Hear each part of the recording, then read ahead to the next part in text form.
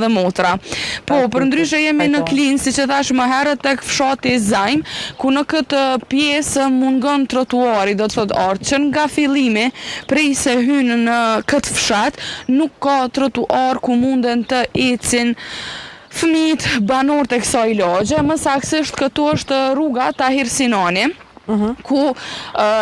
Leqës ka fare trotuar, por edhe barishtet e kanë zënë ndoshta pjesën ku qytetarët munden ta shfrytëzojnë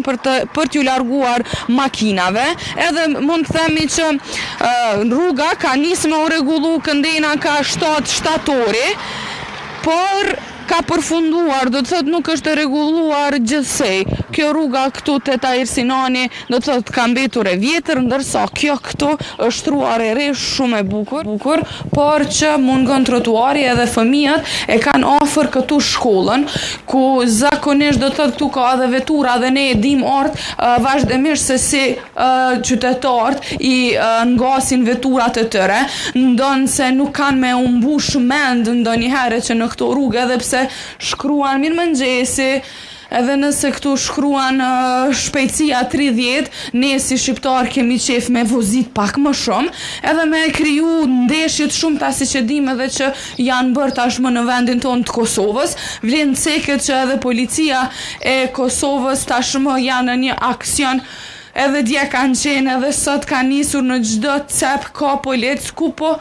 i shikojnë veturat edhe po japin dënime për ata që po vozisin shumë shpejt. Pra, kjo është rruga në të cilën fëmijët detyrohen të lëvizin çdo ditë, çdo mëngjes dhe nuk kanë trotuar se ku mund të kalojnë. Vlen ceket se edhe këtu afër është, nëse mund është Lorend, nuk pas ka ujë, por që është kështu, pra rrezikohen çdo ditë me u rrëzu,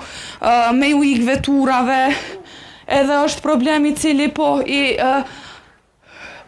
pengon edhe po i shqetëson qytetarët çdo ditë. Faleminderit Lorend se kur po ndalna une të fol Lorendi po më ndihmon shumë për me e vazhdu.